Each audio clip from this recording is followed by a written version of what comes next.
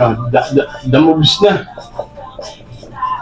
The moves na tayo. 29 minutos makalipas mo naman ang alas 12 ng tanghali. The moves na tayo. Ito na yung sinasabi natin na nandito tayo second part ng ating programa na kung saan po naman araw-araw mayroon tayong mga guest na dumarating dito sa ating studio, sa ating programa para po naman mabigyan daan yung ating mga usapin at syempre, hindi lang sa politics, hindi lang po naman sa PNP, hindi rin lang din naman sa mga panawagan, meron din tayo para sa entertainment purposes.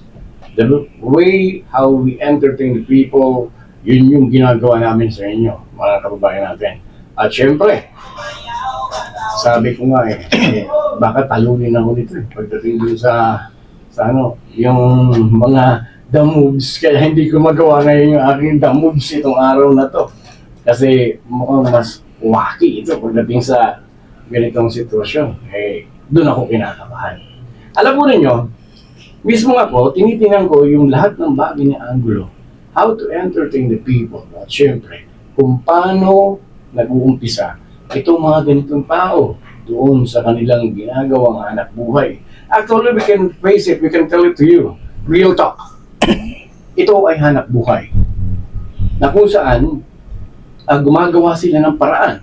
They are doing their best thing para makainganyo ng kanilang mga viewers, ng kanilang mga followers na sundan sila, tingnan yung kanilang mga ginagawa.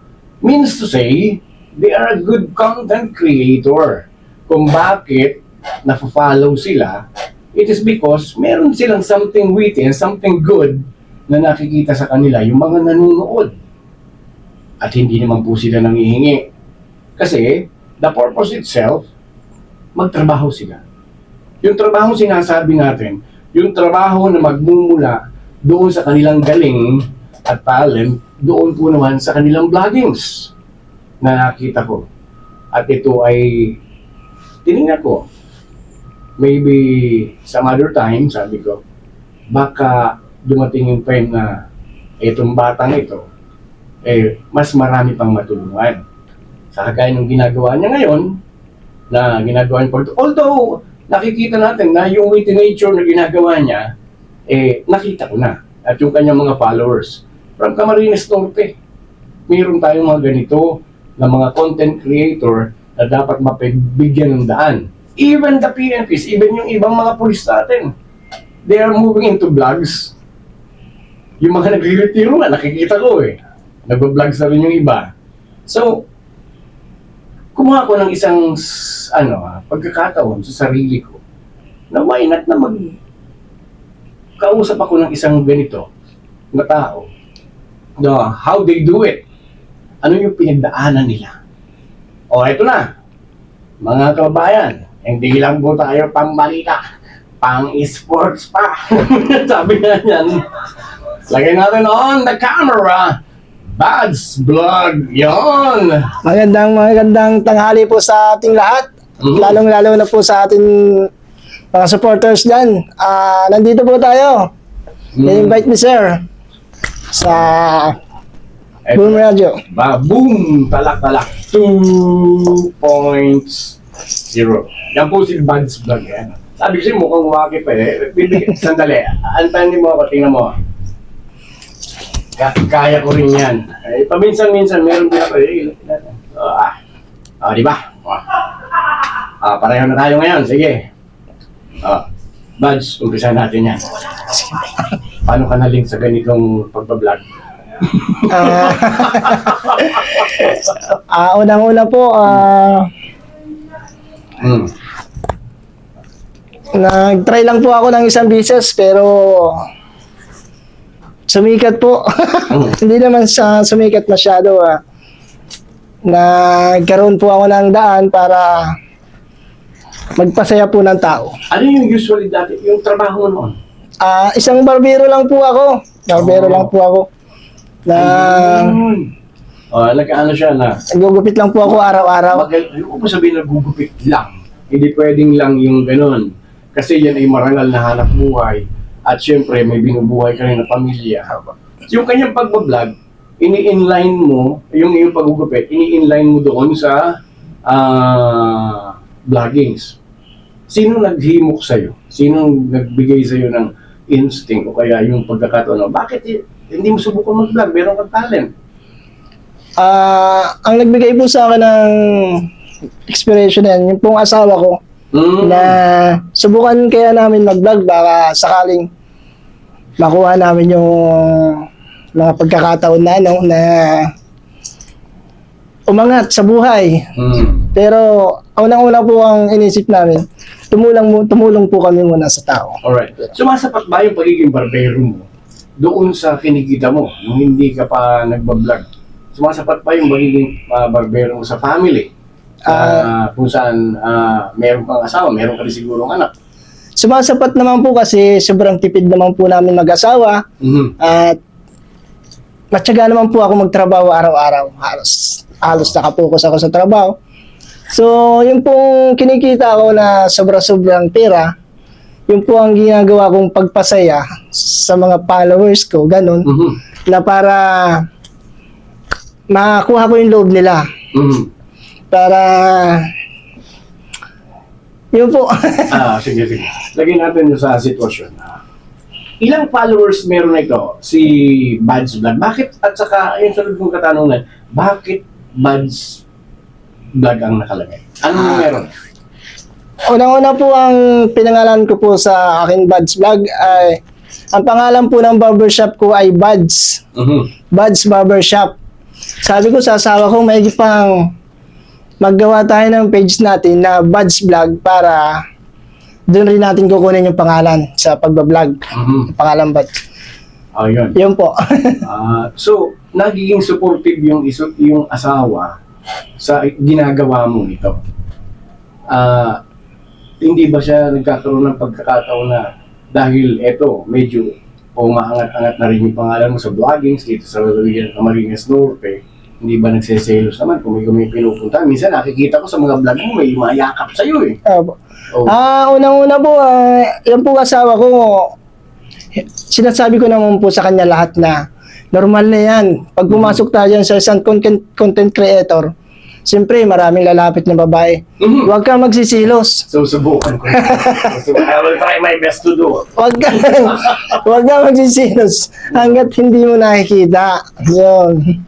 Pero pagka normal lang na pagpasaya lang tayo ng tao, tuloy lang tayo. Sabi ko sa kanya. Usual content na ginagawa mo sa vloggings mo, ano?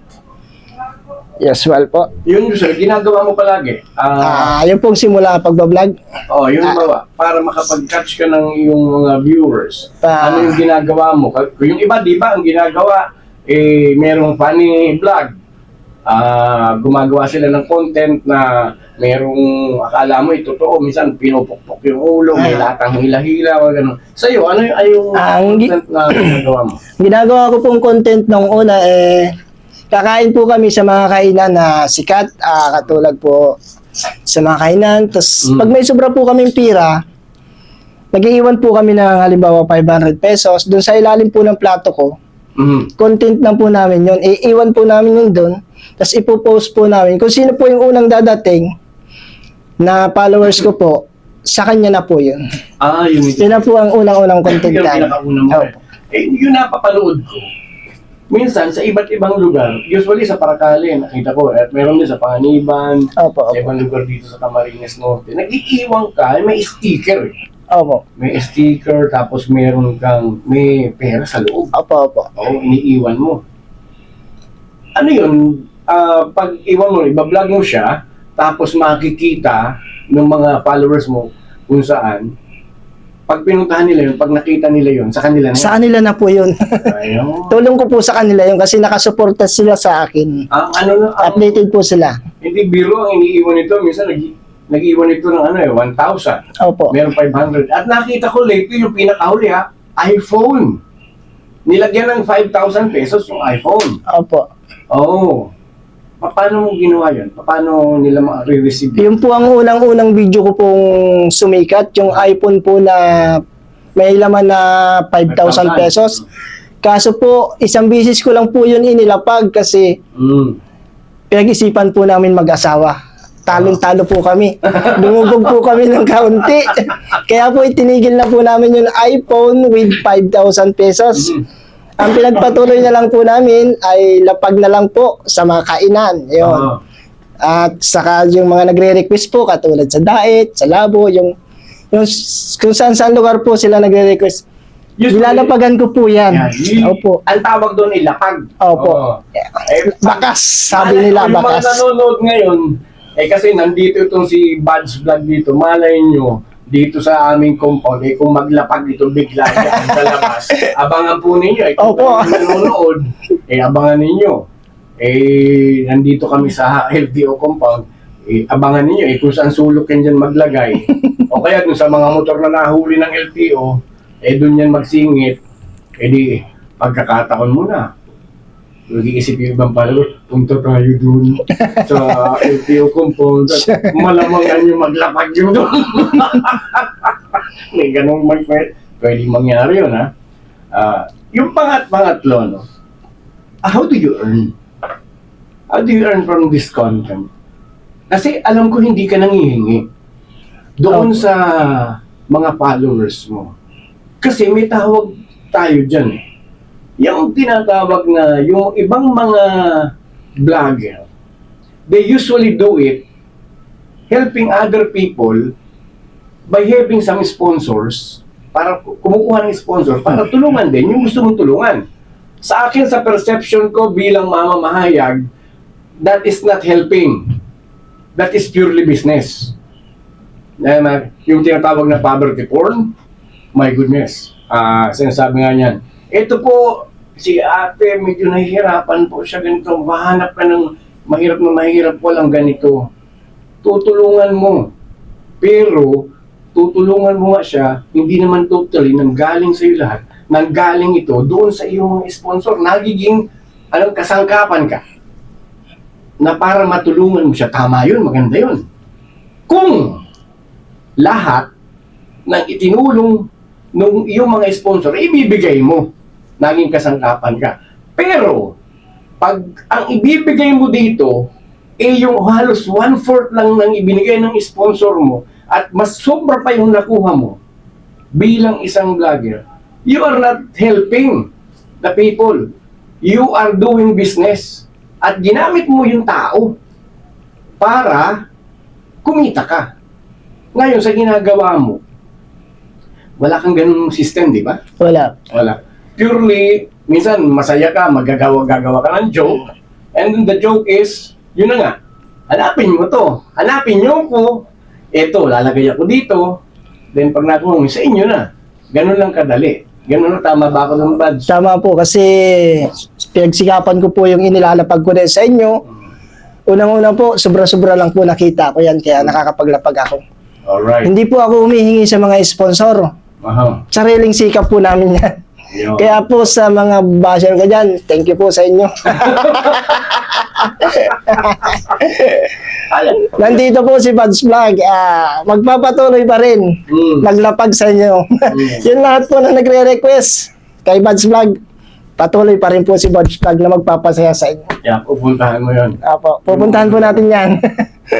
Minsan nga, yung sa, sa page mo, pag nakita ko, andito, sino po maganda, maglalapag ako, sabi ko, maglapag ka dito, sa tapat ng ganito, nandito ako.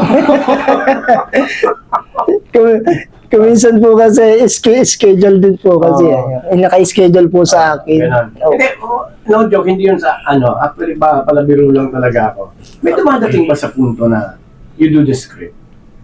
Gumagawa ka ng script? Script po. Yung script na, scripted lang yung ginagawa mo? Meron bang ganon? Isang bisis po ako naggawa ng script sa mismong barbershop ko po. Pero, ang nakalasulat po sa mention ko, script talaga. Kaya hindi na nila pwedeng paniwalaan yun kasi sa mention ko pa lang, script na yung nakasulat. Opo, scripted na. Pero lumalabas pa rin yung basher doon na script. Ay, script nga talaga po yun. Isang bisis ko lang po yung ginawa. Yung script na yun kasi Yung sinasabi natin, na dumadating sa part na Opo. talagang scripted din yung iba. Opo, Kasi script din po. gumagawa si ito si Buds na napakita sa niya. Yan. Thank you po. Kay sir. Scripted din naman. Batiin mo natin to si Christopher Tabernilla. Awesome. Christian Rieza. Si Ramses Rivera. Okay, mga magagaling na tao to.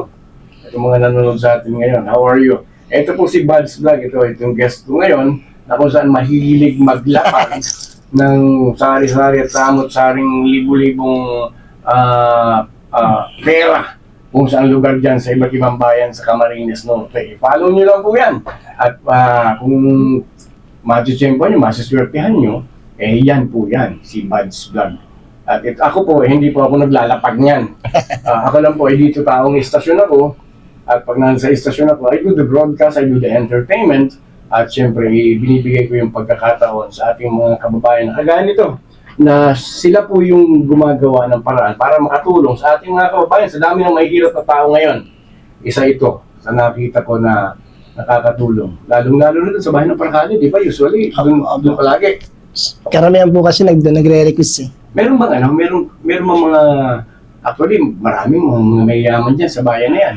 Ang mga tumutulong ba sa'yo na, Buds, eto, ilapag mo ito, dagdag mo ito dyan sa mga panlabag mo para matulungan ka rin dun sa vloggings mo at dun sa mga kababayan natin. Meron bang sistemang gano'n? Wala naman po, pero may boss po ako na napaka-supportive po sa akin. Siya po, laging siyang nagpapagupit sa akin, buwan-buwan. I see.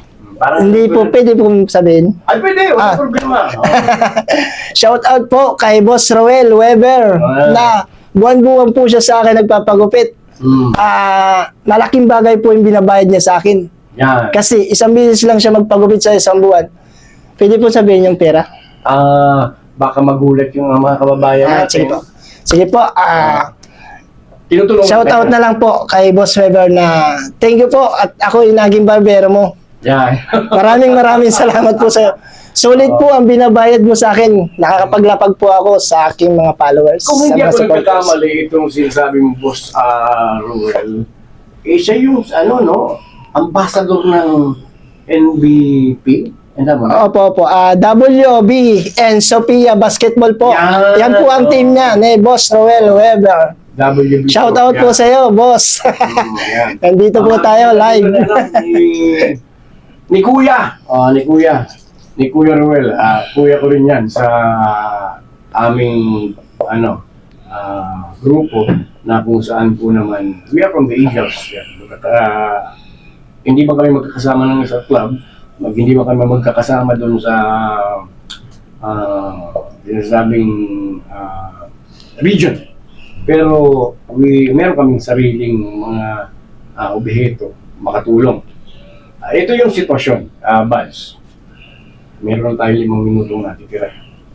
Halimbawa ba, na dumating doon sa punto na hindi mo na tempo, hindi mo na forte, yung vloggings na ganito, na may lumapit sa'yo, no? Pumunta sa bahay mo, humihingi ng tulong sa'yo. Kasi po, ganito, wala po kaming bigas, wala po kaming makain. Gagawin mo bang i-vlog mo ba siya in behalf na bibigyan mo siya ng tulong pero tapos i-vlog mo? Gagawin mo ba yan? Siguro po gagawin ko yun kasi para makita rin po ng iba na sobrang hirap ni kuya, halimbawa ni ate, ganun, na kailangan niya ng pambigas. Kailangan po natin ng maiksing video lang para pag-abot ko po sa kanya para ma-expire naman yung iba, matulungan rin po siya ng iba. Right. Kasi yung sabi ko nga sa yung perception doon, yun yung personal mo kasing tulong. Yun yung sinasabi ko. Hindi po papasok yun sa tinatawag na poverty porn, it is because personal siyang tumulong. Okay, yun yung trabaho mo, I do vlogging, tutulungan ko lang po kayo. Pero, picture lang mo tayong konti baka maging magandang content ko ba ito? Nagpapaalam naman po. Kasi personal mo naman yun na itutulong sa kanya. Hindi mo naman yun ihingi pa doon sa isang tao. Na, tulungan mo, kasi yun yung sinasabi ko. You are doing the benefits in behalf doon sa kahirapan ng iba. Ito po si Buds, nasundan ko to, na nakita ko. nag-ahit, ito ang nag-shave sa akin, ang galing eh. Yung labaha, kinakabahan nga ako eh, kasi hindi naman niya alam kung sino yung inaahitan niya. Kung paano siya, First time ko po. kahit na gano'n. Kapag gano'n, biglang gumaganon yung labaha, yung winch, winch. Sabi ko, baka hindi mo Nagugulat si sir eh. Sabi ko, mapunta sa liig ko, katapusan na to. Hindi, magaling talaga siya, try niyo. Yun yung kanilang, doon talaga siya nag-umpisa sa pagiging barbero. Hindi ko hindi ko ilalagay sa sitwasyon na magkaroon ka ng kaunting sa sarili mo. Sa pag-aaral, hanggang saan tayo nakaabot? Hanggang second year high school lang po ang High school. tapos Yan yung sinasabi ko sa inyo mga kababayan. Si Buds, second year high school yung naabot, pero hindi siya na inline sa iba't ibang vices, kagaya ng pagnanakaw, hindi po. drugs, purely naghanap buhay, nagtrabaho itong si Buds ng parehas. Nag-aral magupit, magaling na barbero na ngayon, so therefore, nagkaroon ng pamilya, kumakain yung kanyang mga anak ng hindi nanggaling sa masama. Second year high school, hindi mo pwedeng laitin, it is because kapos doon sa kanyang pinag-aralan. Pero yung kanyang kaisipan, halos sobra dahil para mabuhay yung kanyang pamilya ng tama at maayos at marangal. Yan yung sinasabi ko. Buds, bigyan mo kami ng simpleng, ano ba yung Sige po. Kaya, ano po, ito po ang moves ng Buds Vlog. Aray ko! Baka di kita matansya! Yan po ang moves ng Buds Vlog. Yung aray ko! Baka di kita matansya! Yan po. Yun ang pinaka, ano tawag doon? Yung sa amin, sa Miss Litor, pag nasa station kami, we talk on the call sign, yun. Dito sa amin, ang tawag namin dito sa call sign namin, balitang sigurado, serbisyong garantisado. Yung call sign ni Buds ay, ang tawag dito ay, aray ko! Ulit, sabay tayo. Gusto ko yan eh. Aray ko! Baka di kita matansya! Parang ganun po. Nice. Buds, ito, dalangin namin sa iyo dito sa aming stasyon na sana lumaki pa ang iyong mga viewers, makatulong ka pa dun sa ating mga kababayan, at syempre, number 1, meron kang dapat pinapasalamatan lagi, yun nandun sa taas. Pangalawa, pag nandun ka na sa punto na umaangat na, sumisikat ka, huwag mong kakalimutan na baka magkaroon ka ng hydrocephalus, ha? Ibig sabihin ng huwag mong palakihin ang ulo. Meron akong mga kilalang ganyan, lumaki ulo. Siguro po ay hindi naman po yata kasi dyan po tayo galing sa simula, sa bababa. Yan. Kung sakaling umangat po tayo, hindi natin pwedeng kalimutan yung nasa baba. Okay, Buds, nasa iyo ang pagkakataon, imbitahan mo yung mga followers, mga viewers mo sa araw na to. At syempre, dahil patapusan na natin programa, nasa iyo ang pagkakataon. Go ahead. Nagpapasalamat nga pala po ako sa mga suporta sa Buds Vlog. Nandito po tayo live sa radyo. Diretso tayo. Shoutout ko nga pala po yung mga kapwa ko vlogger dyan sa Paracale. Papa Bokyo 23, shoutout po sa iyo, Papa Bokyo. Tata Frids TV 2.0, dyan po sa Daet. Shoutout po sa iyo, Tata Fred 2.0 TV. Sarap Vlog. Alright. Dyan lang yata sa Paracale. Lloyd Su TV, taga Panganiban po. Lloyd Su TV, shoutout po sa iyo. Kimoto TV, shoutout po. Lalong-lalo na po yung ibang vlogger na hindi ko kilala. Shoutout po sa inyo at lalong-lalo na po sa ating mga followers. Maraming salamat po. Alright. Yan po naman ating naging guest ngayon, si Buds Vlog. Anyway, congratulations, Buds. Thank you po. Buhay ka. At Siyempre, I will see you on the next, on your future At ako naman yung nagpapalo din sa'yo. Sana gumanda pa ang iyong mga vlogging, sa iyong mga content na kung saan ito ay maging creative pa at yung tipong hindi natin makikita yung mga kalaswan at kabastusan ng ibang mga nagbabloggs, hindi ko pa yung nakikita sa iyo. Iniiwasan po namin. Iwasan mo yan. At iwasan mo rin yung sinasabi natin na poverty porn sa pagdating sa ganyan. Iwasan mo yan. Kami nananalangin para sa'yo na sana dumating yung time na yan na maabot mo yung peak ng iyong ginagawa. Dahil nga kahit kapos ka sa pag-aaral, pinipilit mo yung sarili mo na makaahon at syempre sa tamang pamamaraan. Mabuhay ka ba? Mabuhay po tayong lahat. Thank you po. Maraming salamat po. Levin, parang, nandun, mayroon dito. Ito na po yung tamang panahon para magpaalam pansamantala. Dito ka, tabi ka dito sa aking buds. Ito na yung moves namin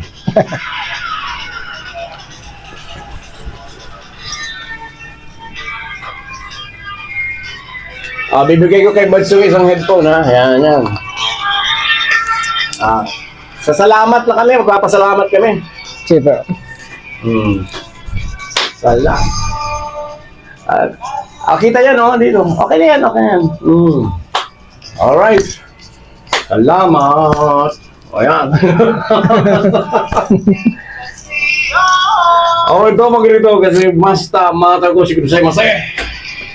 I love you people. I'll be back then tomorrow, same hour, same station. Boom Radio.